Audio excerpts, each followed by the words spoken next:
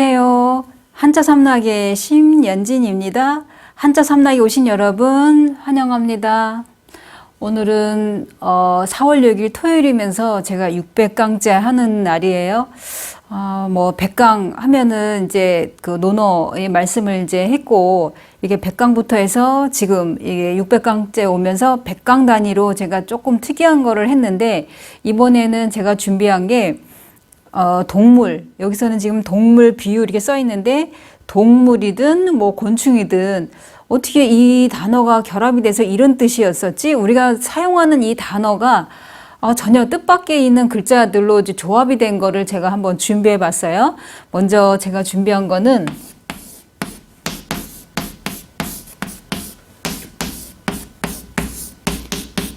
이거는 이리랑 이리패. 우리가 아이고 이런 낭패를 봤나 할 때 이걸 써요.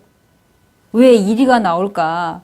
그 처음에는 우리가 그냥 낭패를 봤다 이런 말 아주 흔하게 쓰는 말이에요. 근데 이것이 이리와 관련되어 있는 한자라는 거를 모르시는 분이 많으실 거예요. 그죠? 그래서 제가 이제 준비한 건데, 이 이리랑하고 이리패하고 결합이 돼서 우리가 보통 어떤 둘이 서로 어울려 떨어질 수 없는 그런 일을 말한다든가, 아니면 일이 뜻대로 되지 않아 몹시, 그러니까 막 이렇게 딱한 형편, 이런 거를 말할 때 낭패를 봤다 이런 표현을 해요.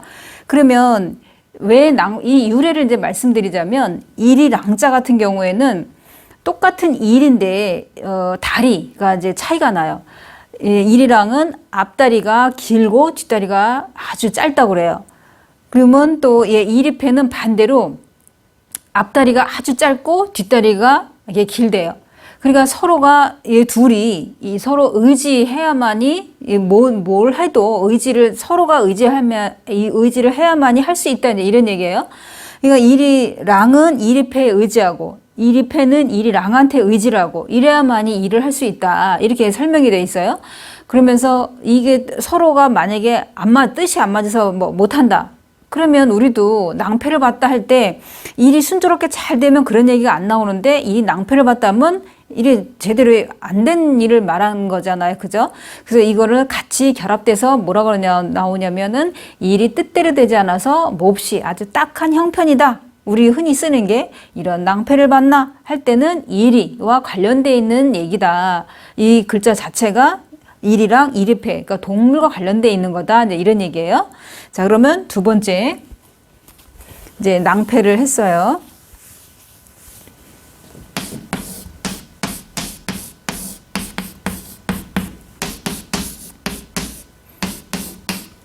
이거는 돼지저.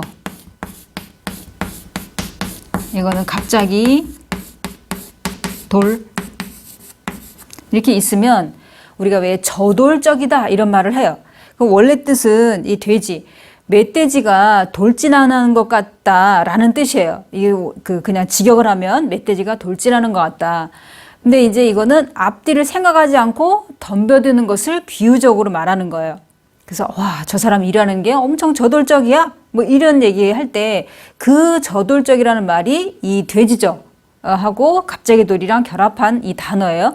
그러니까 우리가 흔히 쓰는 저돌적이다 이런 표현을 하는데, 그 단어가 그 뜻이 이 한자어가 돼지저가 들어간다, 이런 거를 모를 수 있다 이런 얘기고, 모르는 사람이 많다 이제 이런 얘기예요. 그래서 이 저돌적이다 이런 표현할 때 그 멧돼지, 그러니까 돼지와 관련돼 있는 거고, 이 속뜻은 그러니까 돼지가 돌진하는 것 같다라는 뜻이지만은, 우리가 생각하는 늘 알고 있는 이 단어의 뜻은 그러니까 앞뒤를 생각하지 않고 무조건 덤벼드는 것을 비유적으로 말한다, 이런 얘기예요. 여기서도 돼지가 나오고, 그다음에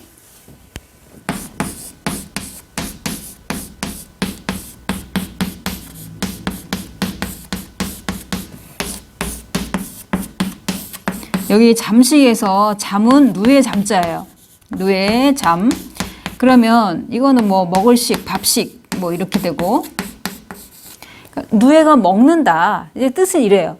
그러면 이게 누에가 먹는다라는 거는 뭘 먹겠어요? 뽕잎. 그러니까 누에가 뽕잎을 이제 갉아먹는다 이런 뜻인데 이제 겉뜻은 그래요.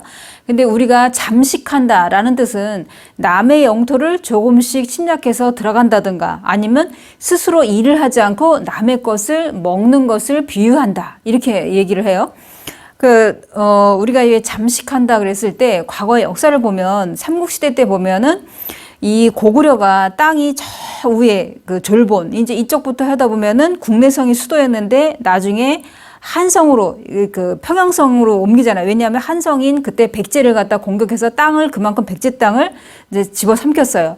그리고 또 내려와서 그러니까 백제가 한성이었다가 수도가 그 다음에는 웅진이라는 거 지금 공주를 말하는 거죠. 그 다음에 사비, 그러니까 부여 이렇게 계속 내려오잖아요. 땅을 빼앗기니까 그런 것처럼 야금야금 남의 땅을 잠식한다. 그러니까 남의 땅을 빼앗는 거, 침략하는 거를 잠식할 때 누에잠에다가 먹을식 아니면 밥식 이거는 뭐 명사랑 밥식이고 그러니까 이렇게 결합이 된 거다. 이제 이런 얘기예요. 이것도 비유적으로 말한 거고. 이런 우리가 생각지 않은 우리가 전혀 생각지도 못했던 그 동물이나 이런 이렇게 곤충 이런 벌레들이 이렇게 나와요. 그 다음에 또 준비한 거는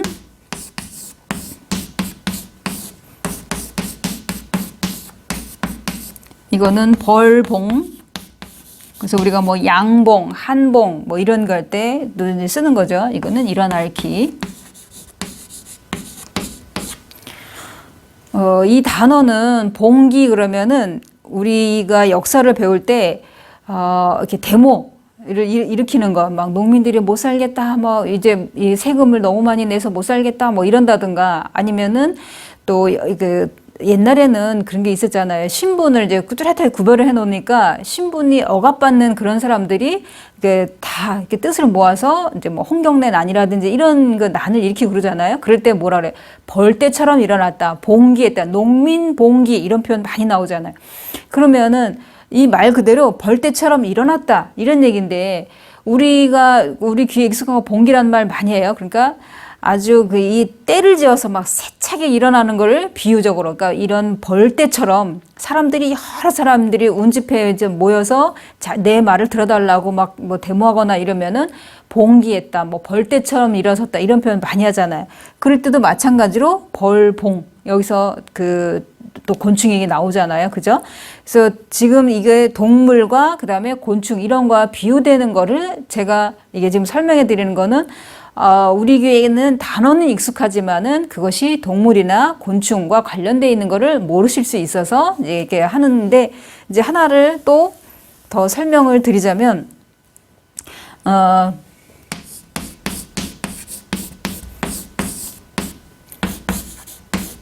칩거.